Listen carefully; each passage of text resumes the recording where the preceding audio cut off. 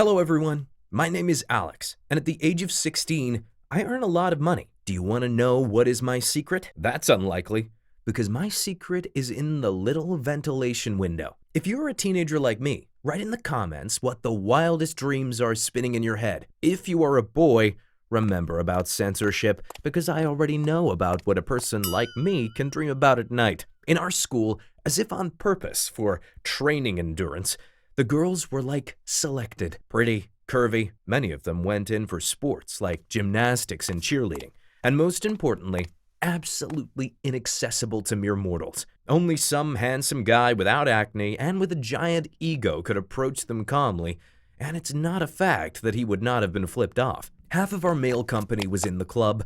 Look, but do not touch, and remember the calluses. By the way, we are not divided into classes and age of sufferers. Once the jumping rope of Emma or Annie turned sports into an exciting workout of willpower, you could get an honorary ticket to our ranks. Why only half? Some of the guys were so freaky or insane that they didn't even pay attention to girls in high school. We called them bookworms because they could always be distinguished by a layer of age-old dust on a sweater, paper-cut fingers, and often large dragonfly-style glasses. And some were lucky. These had girls and they were not threatened with virginity. Or they were playing for another team. In general, there were options, but this did not make it easier for us. Because when all your thoughts are about how successfully another beauty bent down in the corridor, it's not up to study at all. Especially since you will not get this beauty under any circumstances. So, I would have suffered bloody calluses on my hands if a miracle had not happened one day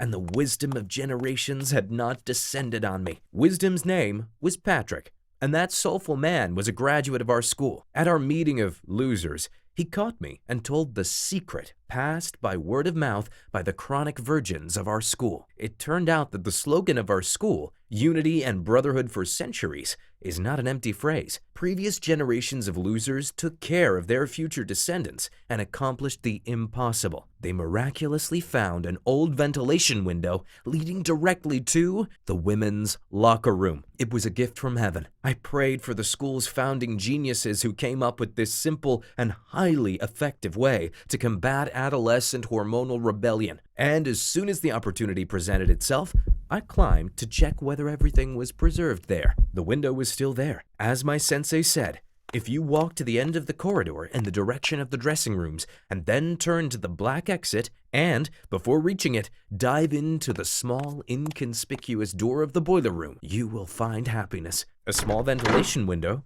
or rather a preserved part of the pipes of the old boiler room, at the eye level of the average teenager, with a view of everything. The window is located in that part of the dressing room, which after the renovation became a shower room. Can you imagine the extent of my happiness? Unlikely if you've never had a similar experience. And most importantly, only those who were also initiated into the secret could put me on blast in my cubicle, which means that no one will know anything. Our male brotherhood knows how to keep secrets. Naturally, I told my friends about the window. Well, after Patrick gave me permission to do it, we came up with a special password, a rag before entering the boiler room. If it lies on the floor, it means that someone is very busy inside and you should not enter. But in general, our schedule was different, and it was difficult to catch someone like that. And then everyone had their favorites, and the schedule became stable, like a Swiss clock. And I got tired of running to the window every time with the risk of revealing the secret room to the enemy. And for the holidays, I asked my parents for a good camera. Actually,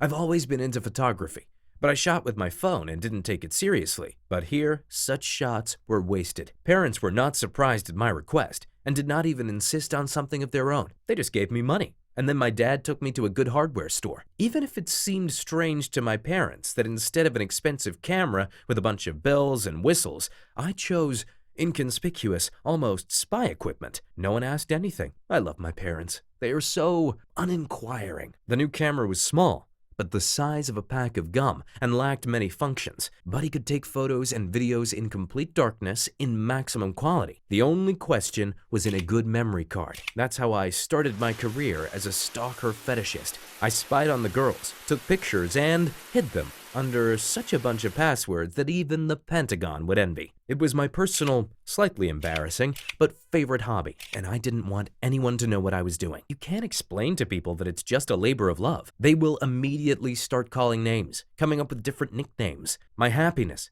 like my collection, grew day after day for a whole year, and at some point, I felt safe. If for a whole year no one had guessed what one lover of hot pictures is doing, then I will continue to be lucky. But as it turns out, each string has its own end. That day, I decided to take a quick look into the locker room and follow my favorite, Amanda from the 10th grade. I didn't really have any particular preferences or favorites in my handmade sport, but it was Amanda who seemed to me the best of the best. If I had one tiny chance to hook up with her, I swear I would stop spying in the locker room. But I was still a pimply teenager with no prospects or money, and Amanda was the queen of the school, the most beautiful and magnificent. So my hands went through another period of blood callus, and my hard drive was swollen with the number of pictures. And this time, as usual, I stood at the window with my baby. I needed only a couple of shots to make the video Amanda in the shower with her friends. Well, I got carried away. What can I say? I realized that something was wrong only when someone naturally patted me on the back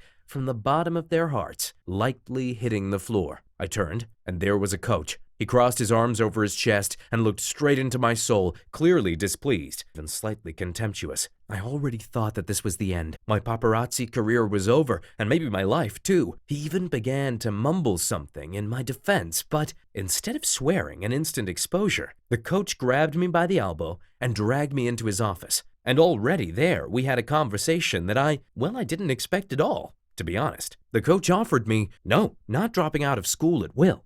And not even exposure to all the students of the school. Nope. He offered a deal. Either I become the laughingstock of the school, or I share pictures. My jaw dropped, as it did not get back into place. I understand everything. Our ladies are really beautiful, and some of them are even adults, especially graduates. But this is somehow too much, right? It turned out not. It turned out that many people want to look at beautiful girls, but I really have a talent.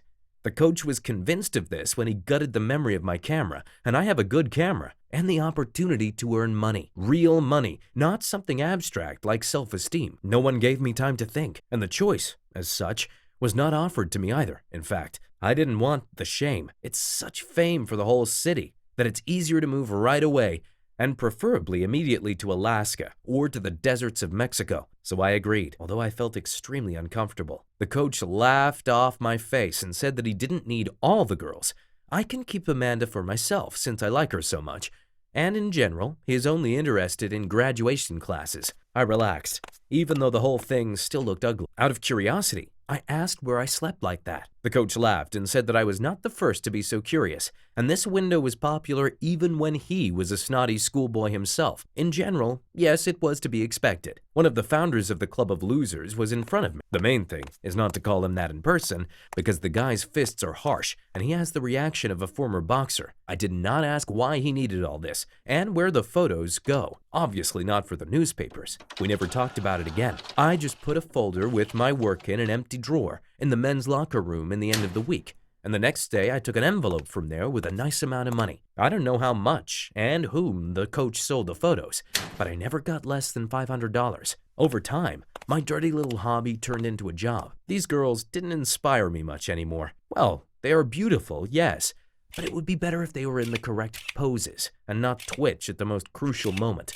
I dreamed of models, ideal and executive, but I had to work secretly and with what I have. And somehow, I quickly realized that all these beauties, including Amanda, are actually not so good. I wanted even more money, so I processed every spy photo to perfection, and I noticed that some of them had stretch marks on skin, and the others should go in for sports because cellulite at the age of 18 and on the ass is not cool at all, and most would do well with epilation. In general, what began as a career as a spy handyman turned into a routine. Even my buddy told me, I'm getting out of this celebration for life. But the skills of the photographer grew just by the hour. With the money I earned, I bought myself new equipment, even cooler and more modern, including a new, powerful laptop in which I could install all the editors I needed. And then I just saved up because I could not explain to my parents where I got so much money, even if I wanted to. In addition to my earnings, and quite good ones, I began to notice that My grades, especially in those subjects taught by male teachers, increased dramatically. No, I have not become smarter and more literate, and my essays have not turned into scientific papers. On the contrary, sometimes I didn't even have time for the necessary minimum of homework, but my grades were growing. At first, imperceptibly. This is when plus and plus were added to my sad C. Then C turned into B, and then we got to A. Although, I will repeat myself, I definitely did not become smarter. At the same time, the coach somehow looked at me very shyly in class, and once in the corridor, when I was looking at my most excellent report card, he winked at me and laughed. This is how I seem to have figured out my main sponsors, but it didn't bother me at all. If people like it, then I'm fine too. By that time, I had a dream to grow up, finish learning, and create my own professional studio, perhaps with an 18-plus bias, but more for the sake of aesthetics. And if you go further, then you could aim at world fame. You know, I was not interested in various fetishists in such an atmosphere. And then my second worst nightmare came true. It would seem that I was already caught, so why should I twitch? But my bad luck turned out to be square and repeated itself to the nearest second. I was caught again, and this time by girls. It turned out stupid, and to be honest, I myself was to blame. Because after the first time, I had to understand, I am not James Bond, and I cannot teleport. Anyway, during the next shooting, I turned unsuccessfully, and the old small camera fell out of my hands. And let it be, it is in a rubber case and does not beat, but it fell right into the shower room. In general, I was found and brought to the most terrible court in the world, to the girls, and they gathered for a long time, thoughtfully, to beat me. Well, in general. I would also like to beat the one who took pictures of me naked, but it was my poor little body, which I liked, whole and pimply, but I didn't like the hospital bed. So I decided to fight for my life. To begin with, I pretended to be furniture and tried to blather something about the fact that it was not me, and I met a charming fist right in the face. Then I changed my tactics to the fact that someone forced me.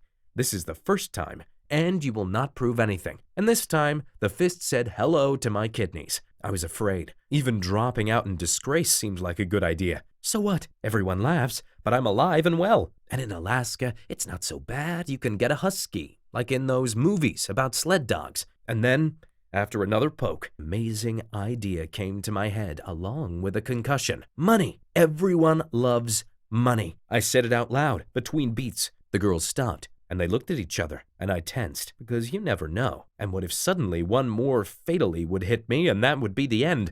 The spy would get himself into a mess. But suddenly, they shook me off, poured some water on me, and put me on a bench, and the conversation took on constructive forms. But not with me. They decided to quarrel with each other. But I got a chance for life, or maybe for escape. Most of the girls were in favor of ripping off everything that dangled from me. They didn't like the idea that someone was secretly taking pictures of them, especially in the nude. But some of them, fortunately for me, the most beautiful ones, whose photos were bought most actively, were not against it at all. And then my guardian angel apparently remembered that he exists, because the young ladies agreed among themselves. Those who were against the photos shook their fists at me, kicked me a couple more times, and promised that if they saw something like that again, they would tear everything off from me. And they left, and we were remained with my wonderful, already beloved models. And we made a great deal. I'm doing great now.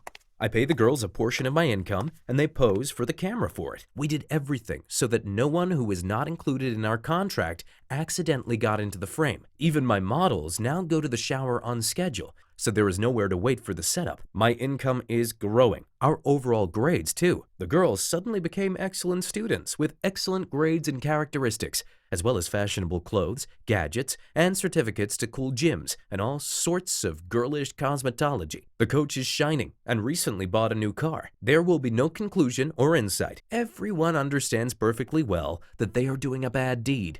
But the main thing is that all this is voluntary. So, no complaints, only earnings and steps forward to the dream. If you want to condemn us or discuss everything, please do it in the comments. Everyone else can support us with a like and subscribe to the channel. There are a lot of cool stories here.